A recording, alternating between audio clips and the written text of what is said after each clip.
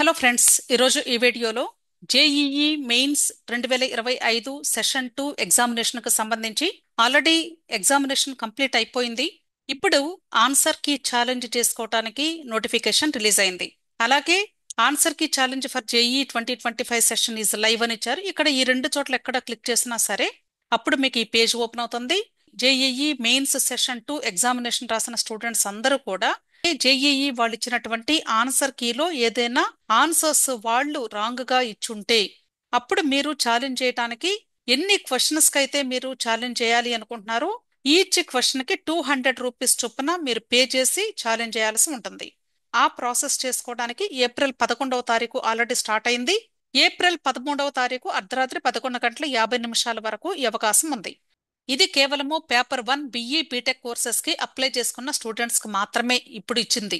అయితే ఇప్పుడు ఈ ఛాలెంజ్ కి అప్లై చేసుకునేటువంటి స్టూడెంట్స్ మీరు ఆన్లైన్ పద్ధతిలో మాత్రమే debit card, credit card, net banking use చేసి ఏప్రిల్ 13వ తారీఖు అర్ధరాత్రి 11 గంటల 50 నిమిషాల లోపు మాత్రమే చేసుకోవాలి. ఇంకా ఏదైనా డౌట్స్ ఉంటే మీకు హెల్ప్ లైన్ నెంబర్స్ ఇచ్చారు. ఈ number and mail ID note చేసుకొని వాళ్ళని కాంటాక్ట్ చేయండి. ఇప్పుడు మీకు ఈ ఛాలెంజ్ కి ఎలా అప్లై చేసుకోవాలి, అసలు మీ యొక్క ఆన్సర్ కీని ఎలా చెక్ చేసుకోవాలి, ఇదంతా కూడా మీకు క్లియర్ గా ఎక్స్ప్లెయిన్ చేస్తాను. మీరు JEE official website front page open చేసినప్పుడు లాస్ట్ అంటే మీకు స్క్రోల్ చేసుకుంటూ క్రిందకు వెళితే అక్కడ క్యాండిడేట్ యాక్టివిటీ అని ఉంటుంది. సెషన్ 2 ఆన్సర్ కి ఛాలెంజ్ మీద క్లిక్ చేయాలి. ఇప్పుడు ఇక్కడ లాగిన్ పేజ్ లోకి ఎంటర్ అవుతాము. ఇప్పుడు ఇక్కడ లాగిన్ పేజ్ లో స్టూడెంట్ యొక్క అప్లికేషన్ నెంబరు అలాగే స్టూడెంట్ యొక్క పాస్వర్డ్ ఇక్కడ ఇచ్చినటువంటి ఈ క్యాప్చాని ఎంటర్ చేసి లాగిన్ మీద క్లిక్ చేయాలి. ఈ పేజ్ మీకు కనిపిస్తుంది. వ్యూ క్వశ్చన్ పేపర్ అన్నది ఇక్కడ కేవలం పేపర్ 1 వాళ్ళది మాత్రమే కనిపిస్తుంది కాబట్టి బీటెక్ కనిపిస్తుంది. బీటెక్ మీద క్లిక్ చేసినప్పుడు స్టూడెంట్ ఆన్సర్ చేసినటువంటి క్వశ్చన్ పేపరు తను ఏ ఏ ఆన్సర్స్ పెట్టారు అనేది కూడా అక్కడ క్లియర్ గా కనిపిస్తుంది.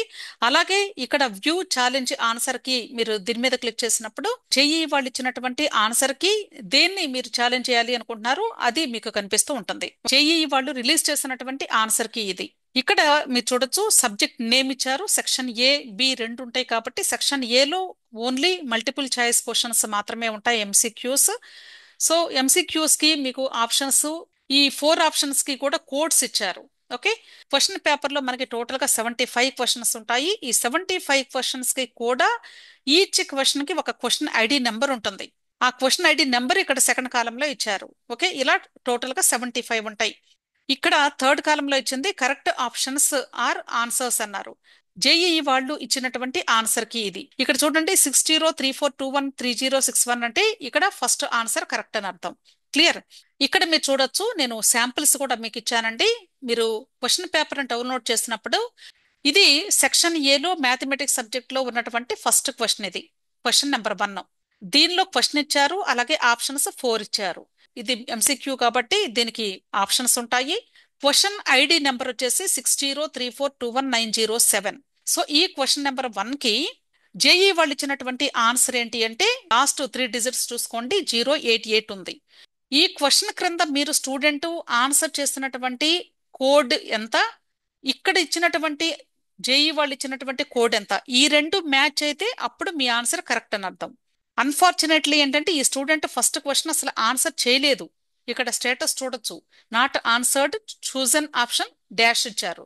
అసలు ఈ స్టూడెంట్ ఆన్సర్ చేయలేదు కాబట్టి ప్రాబ్లమే లేదు. అలాగే ఇప్పుడు మీకు ఆన్సర్ చేసినటువంటి క్వశ్చన్ చూపిస్తాను నేను. ఇక్కడ మీరు చూసినట్లయితే ఇప్పుడు క్వశ్చన్ నెంబర్ 2. ఈ క్వశ్చన్ నెంబర్ 2 కి కోడ్ ఎంత, 904. సో ఈ క్వశ్చన్ 2 కి ఇది ఇప్పుడు క్వశ్చన్ ఐడి. జేఈ వాళ్ళు ఇచ్చినటువంటి ఆన్సర్ ఎంత అంటే ఈ లాస్ట్ 3076 ఉంది కదా, ఇది కరెక్ట్ ఆన్సర్. ఇక్కడ ఈ క్వశ్చన్ క్రింద స్టూడెంట్ ఆల్రెడీ ఆన్సర్ చేస్తున్నారు కాబట్టి ఇక్కడ 3076 ఎక్కడ ఉంది, ఆప్షన్ 3లో ఉంది. కానీ స్టూడెంట్ ఏం ఆన్సర్ చేశారు, చూజన్ ఆప్షన్ వచ్చి ఓన్లీ 2 పెట్టారు. అంటే ఇప్పుడు దీన్ని బట్టి మీకు అర్థమైంది ఏంటి, స్టూడెంట్ యొక్క ఆన్సర్ తప్పు, అంటే ఇతను రాంగ్ ఆన్సర్ పెట్టాడు అని అర్థం. కరెక్ట్ ఆన్సర్ ఏంటి అంటే ఇది 3076 is the correct answer according to JEE. Okay, ఒకవేళ ఈ ఆన్సర్ తప్పు మీరు పెట్టిందే కరెక్ట్ అని కానీ మీకు అనిపిస్తే అప్పుడు మీరు ఛాలెంజ్ చేసుకునే అవకాశం ఉంది. అర్థమైంది కదా. ఆ ఛాలెంజ్ ఎలా చేయాలి అనేది లాస్ట్ లో చెప్తాను మీకు. ఇప్పుడు సెక్షన్ బి కి సంబంధించినటువంటి ఆన్సర్ కీని ఎలా చెక్ చేసుకోవాలి అనేది చూద్దాము. ఇక్కడ క్వశ్చన్ నెంబర్ 23 తీసుకున్నట్లయితే ఇక్కడ కేవలము ఫిల్ ఇన్ ది బ్లాంక్ కాబట్టి న్యూమరికల్ వాల్యూ మీరు రాయాలి స్టూడెంట్. అయితే ఈ స్టూడెంట్ ఈ క్వశ్చన్ కి అసలు ఆన్సర్ చేయలేదు కాబట్టి నాట్ ఆన్సర్డ్ అని ఉంది. ఇక్కడ ఎటువంటి ఆప్షన్స్ కూడా ఉండవు, ఎందుకంటే న్యూమరికల్ వాల్యూ మాత్రమే కాబట్టి. అంటే 23 క్వశ్చన్ యొక్క కోడ్ ఎంత అంటే ఫస్ట్ 922, లాస్ట్ 3 డిజిట్స్ చూసుకుంటే ఈజీగా అర్థమైంది. సో 922 ఎక్కడుంది అంటే ఇది. ఈ 922కి ఆన్సర్ వచ్చేసి 768. కానీ అసలు స్టూడెంట్ ఆన్సర్ చేయలేదు. ఒకవేళ కానీ ఈ స్టూడెంట్ ఆన్సర్ పెట్టి ఉంటే అప్పుడు ఇక్కడ ఆన్సర్డ్ అని స్టేటస్ లో కనిపించింది, అప్పుడు ఏ ఆన్సర్ పెట్టారు అనేది నెంబర్ కూడా కనిపించేది. కాబట్టి అసలు స్టూడెంట్ పెట్టలేదు కాబట్టి ప్రాబ్లం లేదు. ఇంతవరకు మీకు అసలు ఆన్సర్ కీని ఎలా చెక్ చేసుకోవాలి అనేది మీకు ఎక్స్ప్లెయిన్ చేశాను. సో ఆన్సర్ కీని చెక్ చేసుకున్నప్పుడు మీరు పెట్టినటువంటి ఆన్సర్ మీకు ఖచ్చితంగా ఇది కరెక్టే, నేను పెట్టింది నా అనాలిసిస్ కరెక్ట్ అని కానీ మీరు భావిస్తే, జేఈ వాళ్ళ ఆన్సర్ కానీ తప్పని మీకు అనిపిస్తే, అప్పుడు మీరు చేయాల్సింది ఏంటంటే ఇక్కడ మీకు కనిపిస్తూ ఉంది కదా సెక్షన్ ఏ, అలాగే ఇందాక చూపించిన విధంగా సెక్షన్ బిలో ఎగ్జాంపుల్ చెప్తున్నానండి.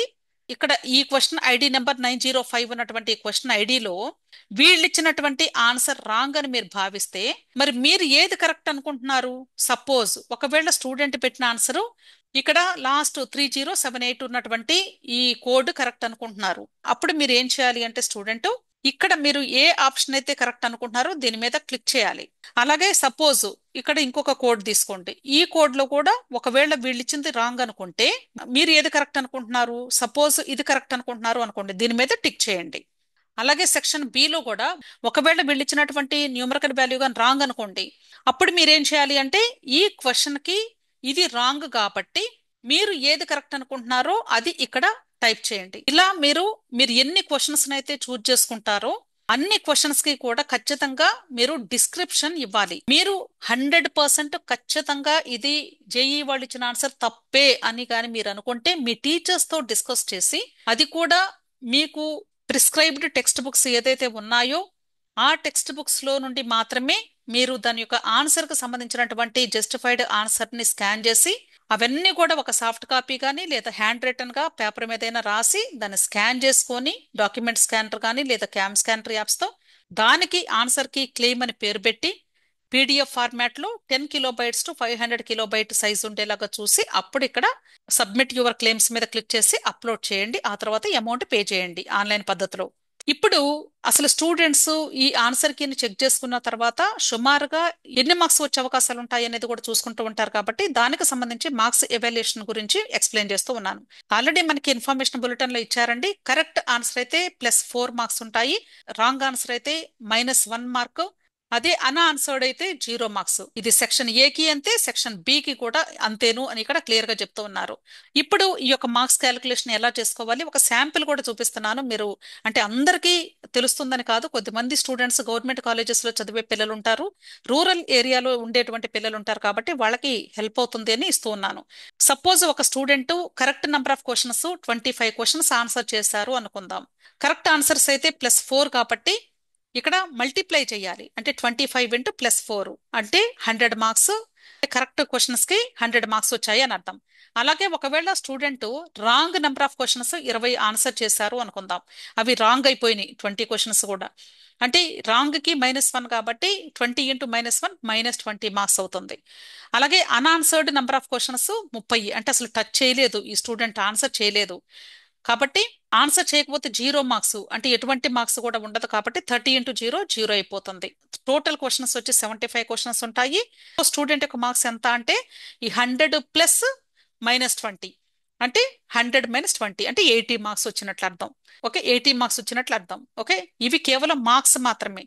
కానీ జేఈ వాళ్ళు ఇచ్చేటువంటి రిజల్ట్ ఎలా ఉంటుంది అంటే పర్సంటైల్ రూపంలో ఉంటుంది, అలాగే ర్యాంక్ ఫార్మాట్ లో కూడా ఇస్తారు. కాబట్టి రిజల్ట్స్ వచ్చిన తర్వాత అవి చూసుకోవచ్చు. సో మీ అందరికీ కూడా అర్థమైంది అనుకుంటున్నాను. ఇంకా ఏదైనా డౌట్స్ ఉంటే వీడియో క్రింద కమెంట్ బాక్స్ లో కమెంట్ చేయండి. అలాగే మీరు ప్రతిరోజు కూడా జేఈఈ అఫీషియల్ వెబ్సైట్ లో వచ్చే లేటెస్ట్ అప్డేట్ నోటిఫికేషన్స్ చూసుకుంటూ ఉండండి. So wish all the best అండి ప్రతి ఒక్క స్టూడెంట్ కూడా. అలాగే ఇక్కడ జేఈఈలో స్కోరు అంటే ఎంత వచ్చినప్పటికీ కూడా మీరు సేఫ్ సైడ్ గా స్టేట్ గవర్నమెంట్ వాళ్ళు కండక్ట్ చేసే ఎగ్జామ్స్, అలాగే అదర్ ఆర్గనైజేషన్స్ లేదా ఇన్స్టిట్యూషన్స్ వాళ్ళు కండక్ట్ చేస్తూ ఉన్న ఎగ్జామ్స్ కి మీరు ఆల్రెడీ అప్లై చేసుకొని ఉంటే ఆ ఎగ్జామ్స్ కూడా ప్రాపర్ గా జాగ్రత్తగా రాయండి. ఓకే, ఇన్ టైంలో ఎగ్జామ్స్ కి వెళ్ళండి, అలాగే మంచి స్కోర్స్ ని గెయిన్ చేయండి. స్కోర్స్ బాగా వచ్చిన తర్వాత అప్పుడు మీరు ఫైనల్గా ఎక్కడ ఏ కాలేజ్లో జాయిన్ అవ్వాలి అనేది నిర్ణయించుకుందరు. విష్ ఆల్ ది బెస్ట్ అండి. వీడియో నచ్చితే లైక్ చేయండి, మీ ఫ్రెండ్స్ కూడా షేర్ చేయండి, అలాగే నా ఛానల్ తప్పకుండా సబ్స్క్రైబ్ చేసుకోండి. Thank you.